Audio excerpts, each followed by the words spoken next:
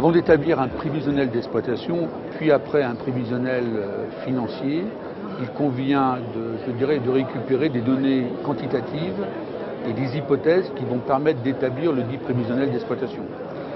Un prévisionnel d'exploitation va permettre de déterminer ce qu'on appelle un point mort en termes d'activité, c'est-à-dire à quel niveau de chiffre d'affaires l'exploitation va être équilibrée pour arriver à un résultat à zéro. Si on prend l'activité restauration, il conviendra de recenser le nombre de repas que l'on pourra servir tout au long d'une journée, ou le nombre de repas qu'on pourra servir service par service. Ce quantitatif de nombre de repas, multiplié par un prix, par un ticket moyen en termes de menu, ou d'entrée, permettra de déterminer un chiffre d'affaires théorique, prévisionnel à la journée, multiplié par le nombre de jours d'ouverture, permettra de déterminer le chiffre d'affaires du mois.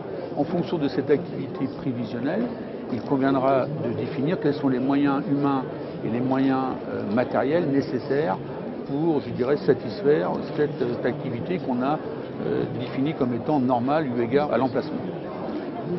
Une fois qu'on a déterminé, les moyens humains et les moyens matériels, dans un deuxième temps, nous allons chiffrer, nous allons quantifier ces moyens-là, à la fois sur le plan quantitatif, mais sur le plan aussi des financiers, afin de déterminer l'ensemble des frais généraux nécessaires pour, satisfaire l'activité qu'on a déterminée auparavant. Cette activité-là entraîne un résultat a priori bénéficiaire, mais va nous permettre de déterminer ce qu'on appelle un point mort d'exploitation, c'est-à-dire quel est le nombre de couverts minimum que nous devons assurer tous les jours pour couvrir l'ensemble des charges d'exploitation minimales que nous avons déterminées au préalable.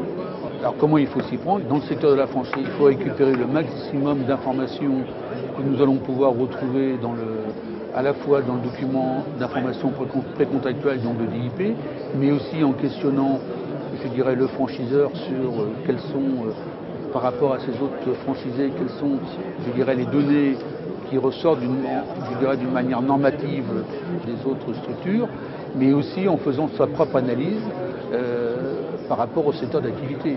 En général, ce qui est bien, c'est de s'approprier soi-même ces données quantitatives pour vérifier si les données qu'on a pu récupérer par ailleurs sont correctes ou incorrectes.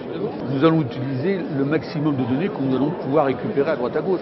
Après, au cas particulier, en tant que franchisé, c'est à chacun après de voir comment, je prends un exemple, est-ce qu'il faut 3 salariés, 4 salariés, 10 salariés, ou 7 ou 8, peu importe. Le professionnalisme du chef d'entreprise permettra de déterminer, si on peut passer de 8 salariés à 7 salariés. Et ce gain d'une personne permettra soit d'augmenter la rentabilité, soit d'atteindre le point mort d'exploitation nécessaire pour couvrir l'ensemble des charges. Avant d'aller voir les banques, il faut déterminer ce qu'on appelle le prévisionnel financier, c'est-à-dire le plan de financement. Quels sont les besoins financiers? Quels sont les besoins financiers en termes d'investissement, en termes de besoins en fonds de roulement, et quelles sont les ressources financières dont j'ai besoin. Et ce n'est qu'après que je vais voir les banques. Je ne vais pas aller voir les banques sans plan de financement. Donc dans les investissements, nous avons le droit d'entrée, nous avons les investissements en matériel, les investissements en agencement, les investissements en locaux. Si les locaux font partie de la société qui va exploiter, en général, la partie immobilière est souvent logée dans ce qu'on appelle une SCI, une société civile immobilière.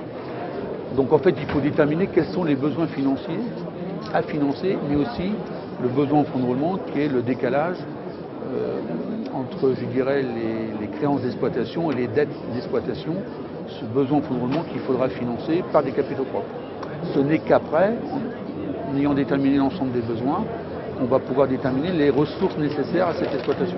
Le premier conseil, c'est de faire appel à un expert comptable, de ne pas faire ce prévisionnel d'exploitation et financier seul, de se faire accompagner, de toujours faire, ça c'est le premier conseil. Deuxième conseil, c'est de toujours faire un prévisionnel avec 3 hypothèses, une hypothèse basse, une hypothèse moyenne, une hypothèse haute, et de toujours aller voir le banquier sur la base de l'hypothèse basse. Voilà, pour résumer, voilà les 2 conseils que je peux donner. Et le troisième, c'est surtout je dirais, bien valider les hypothèses quantitatives, je dirais, d'exploitation au cas particulier de cette entreprise qui va être créée. C'est-à-dire d'envisager tous les cas de figure, je dirais, par lesquels l'exploitation ne va pas forcément aller dans le bon sens. C'est de prévoir des marges de sécurité.